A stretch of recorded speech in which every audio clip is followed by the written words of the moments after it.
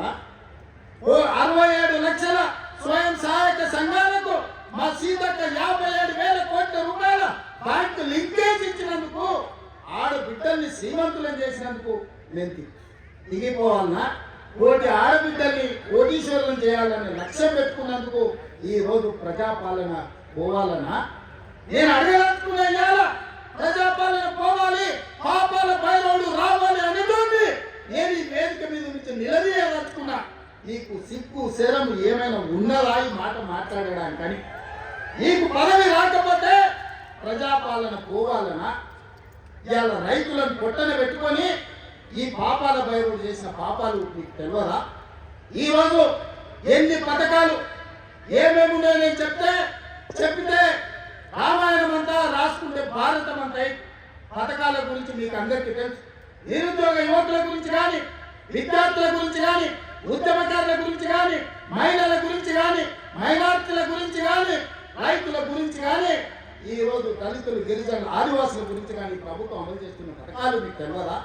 అంతెందుకు ఈ ప్రాంతంలో ఉండే సమ్మక్క సారలమ్మ జాతరకు ఎన్నడన్నా సమ్మక్క సారలమ్మ దర్శించుకోవడానికి ఎన్నడన్నా కేసీఆర్ వచ్చినాడే? 2 ఏళ్లలో 100 కోట్లు పెట్టి సమ్మక్క సారలమ్మ మందిరాన్ని ప్రపంచానికి ఆదర్శంగా నిర్మించినందుకు మేము దిగిపోవాలనా? పేదల దైవాన్ని గౌరవించినందుకు మేము దిగిపోవాలనా? వేములవాడ రాజన్నకు నా లగ్గం ఈయనే అయింది, నా లగ్గం అయినందుకన్నా 100 కోట్లు ఇస్తాను. ఒక బుడ్డ రూపాయి కూడా ఇవ్వకపోతే మా ఆది శ్రీనివాస్ వస్తే 127 కోట్లు ఇచ్చి ఈరోజు వేములవాడ రాజన్న మందిరాన్ని నిర్మిస్తున్నాం. అందుకోసం ప్రజాపాలన పోవాలనా? బాసర సరస్వతి విజ్ఞాన జ్యోతి, బాసర సరస్వతిని 100 కోట్ల రూపాయలతో బాగు చేస్తున్నందుకు ప్రజాపాలన దిగిపోవాలనా? ఇవాళ చిన్న కాళేశ్వరం ముక్తేశ్వరం మందిరాన్ని ప్రారంభించుకుంటున్నందుకు ఈ ప్రభుత్వం దిగిపోవాలనా? సరస్వతి పుష్కరాలను నిర్వహించుకున్నందుకు పోవాలనా? భద్రాచలంలో రాములవారి గుడిని నిర్మించుకుంటున్నందుకు ఈరోజు ప్రజాపాలన దిగిపోవాలనా? బాసర నుంచి భద్రాచలం వరకు గోదావరి పుష్కరాలను గొప్పగా నిర్మించుకోవాలి, గొప్పగా తలుపుకోవాలి, దేశంలో ఉండే భక్తులందరూ రావాలని ఏర్పాట్లు చేసుకున్నందుకు ఈరోజు ప్రజాపాలన పోవాలనా? ఏది పోవాలని నేను అడుగుతున్నా. ఏమొచ్చింది, ఏమయ్యింది? మేడిపల్లి సత్యం, కవంపల్లి సత్యనారాయణ, ఆది శ్రీనివాస్, రాజ్ ఠాకూర్, అదేవిధంగా విజయరమణారావు, అట్టూరి లక్ష్మణ్, పొన్నం ప్రభాకర్, శ్రీధర్ అయితే ఎన్నోసార్లు గెలిచింది. వీళ్ళందరూ మొదటిసారి ఎమ్మెల్యేలు గెలిస్తే ఇంత పొడుగు అంత పొడుగు అంటివి, లావుమని అడగట్లు లడాయిపోతే వెనకాల ముగ్గురు నూపుడు మనగాళ్ళు అంటివి, వాళ్ళతో పాటు నీకు టికెట్ ఇస్తుంది, సొమ్ములు ఇస్తుంది. నీ నెత్తి మీద దరిద్రం ఉండి నీ బుద్ధి సక్కలేక జగిత్యాల ప్రజలు బండకేసి కొట్టే అది మా తప్ప. ఎమ్మెల్యేకి బండకేసి కొట్టే ఎంపీ టికెట్ ఇస్తుంది, పొందబెట్టిన వాళ్ళు, అది మా తప్ప, పార్టీ తప్ప.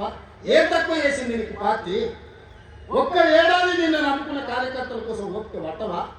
అలాంటి నువ్వు దుర్మార్గుడు శత్రువు సంఖ్యలు చేరి వాళ్ళ సంఖ్య నాకుంటూ ఇవాళ ప్రజాపాలన పోవాలి అని అంటవా నువ్వు?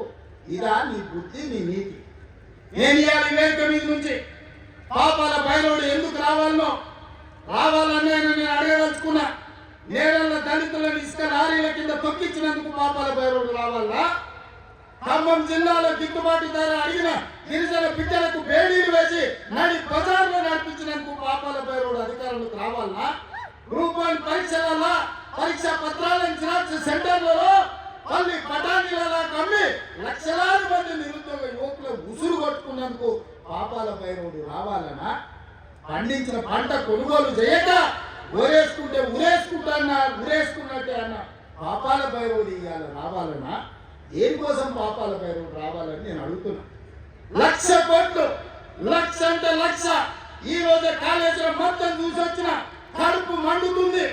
నిజంగానే ఈ చట్టాలు ఇవి లేకపోతే ఆటవిక రాజ్యమే అయితే అడవిలో చెట్టుకు ఊరేసిన తప్పు లేదు. 1,00,000 కోట్ల రూపాయలు గోదావరిలో మంట కలిపినందుకు పేరు మారుస్తుంది, ఊరు మారుస్తుంది, అంచనాలు మారుస్తుంది, 1,00,000 కోట్లు దిగమింగుతుంది. కాళేశ్వరం అని కడితే 3 ఏళ్లలోనే కూలేశ్వరం అయిపోయింది. దీనికి చెట్టుకు ఉరేసిన పాపం లేని తప్పులు చేస్తే అయినా ప్రజాస్వామ్యాన్ని నమ్మి మేము ఈ రోజు సిబిఐ విచారణకి ఇచ్చినాం తప్ప చెట్టు కట్టేసి కుట్టలేదు. అదే నిజాం సర్కార్ అయితే ఇట్లా తప్పు చేసిన వాళ్ళు ఊర్లో చేసిన వాళ్ళు. కానీ కాంగ్రెస్ పార్టీ కార్యకర్తలు ప్రభుత్వం మంచిది కాబట్టే ఈ రోజు ఇవన్నీ చేయలేదు. ఇవి చేసినందుకు పాపాల పేరు రావాలన్నా ఏం కోసం రావాలి? వాళ్ళ కొడుకును ముఖ్యమంత్రిని చేయడానికి, అల్లుని మంత్రి చేయడానికి, సారాలో సోడా బస్సుతోని రాజ్యసభ చేయడానికి, బిడ్డకు ఎంఎస్ చేయడానికి పాపాల పేరు రావాలన్నా ఏం కోసం రావాలయా నేను అడుగుతున్నా.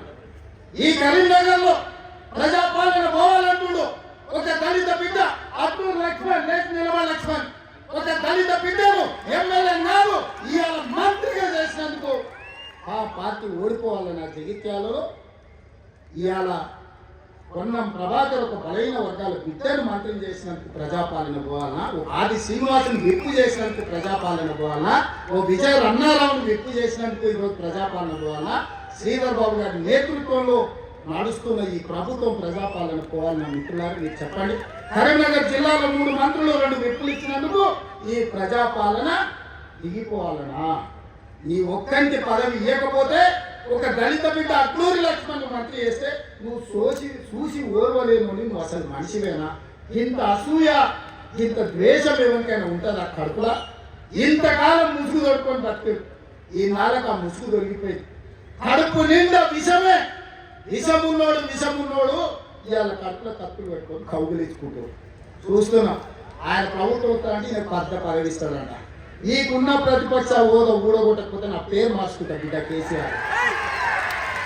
2023లో నీకు ఓడగొట్టిన, 2024లో నీకు గుండు సున్నా ఇచ్చిన, సర్పంచ్ ఎలక్షన్ లో పాతరేసిన, మున్సిపల్ ఎన్నికల్లో ఉప్పు పాతరేసిన, జూబ్లీహిల్స్ కంటోన్మెంట్ లో నీకు గోరి కట్టిన, వచ్చేసారి ఆ గోరి మీద మా కాంగ్రెస్ పార్టీ కార్యకర్తలు జెండా ఎగరేస్తారు.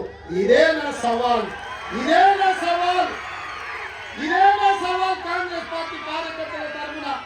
చూసుకున్నాం కేసీఆర్, నువ్వు నేను వచ్చే ఎన్నికల్లో నువ్వా నేనా ప్రజాపాలన పాపాల బయలుడా మా కాంగ్రెస్ పార్టీ కార్యకర్తల లక్షలాది మంది 10 ఏళ్ళు కేసులు కట్టుకొని జైలు పోయి ప్రాణాలు వదిలి ఊపిరి బిగబట్టి జెండా మోసి అధికారంలోకి వస్తే పాపాల భైరవుడు రావాలి, ప్రజాపాలన పోవాలి అని మాట్లాడడానికి నీకు సిగ్గెట్లొచ్చిందని నేను అడుగుతున్నా మనిషిని.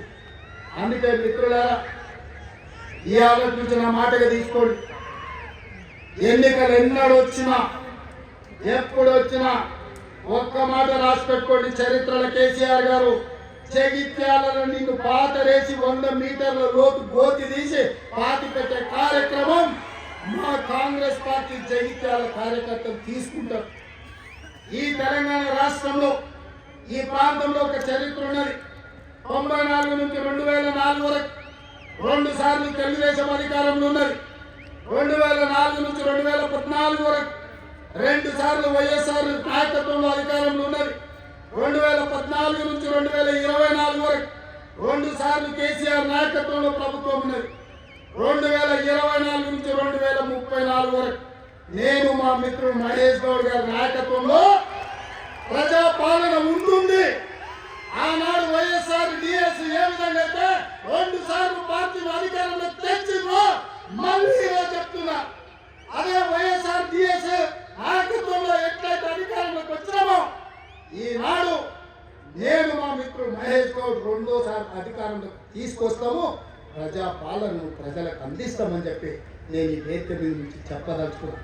చరిత్ర పునరావృతం చేసే బాధ్యత మాది, చరిత్ర నిర్మించే బాధ్యత నాది, చరిత్రలో సువర్ణ అక్షరాలతో లిఖించే విధంగా ప్రజాపాలన అందించే బాధ్యత మాది.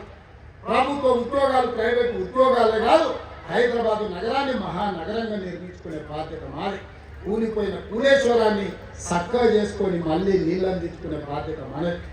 పాలమూరు రంగారెడ్డి ఎత్తిపోతలు కావచ్చు, దూరాలు కావచ్చు, భీమా కావచ్చు, నెట్టపాడు కావచ్చు, కోయిసాగర్ కావచ్చు, శ్రీరామ్ సాగర్ కావచ్చు, దేవాదులు కావచ్చు, సీతారామ ప్రాజెక్టు కావచ్చు, కాళేశ్వరం ప్రాజెక్టు కావచ్చు, మా మిత్రుడు చెప్పిన చిన్న కాళేశ్వరాన్ని పూర్తి చేపించే బాధ్యత నాది. మిత్రులారా మీకు అండగా నిలబడి మీరందగా ఉండండి, నాతో పాటు నడవండి. ఎవరు వచ్చినా తొక్కుకుంటబోయే బాధ్యత మనం తీసుకుందాం. ఈ దేశంలోనే నేను చెప్పదలుచుకున్నా, ఈ దేశం ప్రభుత్వాన్ని ఏర్పాటు చేయడమే కాదు, వచ్చేసారి తెలంగాణలో 15 పార్లమెంటులను గెలిపించి రాహుల్ గాంధీని ప్రధానమంత్రిని చేసే బాధ్యత నాది, నీది. ఈ రోజు ప్రతిన రాహుల్ గాంధీని ప్రధానమంత్రిని చేద్దాం. మీరందరూ సిద్ధమేనా? సిద్ధమేనా? సిద్ధమేనా? సిద్ధమేనా? అక్కడ వేలాది మంది సోదరులు సిద్ధమేనా? సిద్ధమేనా? సిద్ధమన్న వాళ్ళందరూ చేయి పైకెత్తి పిడికిలు బిగించండి. వేదిక మీద సోదరులు కూడా, నాయకులందరూ నిలబడి చేతులు ఎత్తండి. మీరందరూ నిలబడి చేతులు ఎత్తండి. జై కాంగ్రెస్, జై జై కాంగ్రెస్. రాహుల్ గాంధీ నాయకత్వం, రాహుల్ గాంధీ నాయకత్వం. సంపూర్ణమైన విశ్వాసం వచ్చింది మిత్రులారా. ప్రజాపాలన और एक बार కాంగ్రెస్ సర్కార్ అనాలి, సరేనా? और एक बार నేనంటే కాంగ్రెస్ సర్కార్ అని మీరు అనాలి. రెడీనా? రెడీనా? और एक बार, और एक बार, और एक बार, और एक बार, और एक बार, और एक बार. कांग्रेस सरकार, कांग्रेस सरकार, कांग्रेस सरकार. और एक बार, और एक बार. कांग्रेस सरकार, कांग्रेस सरकार. जय कांग्रेस.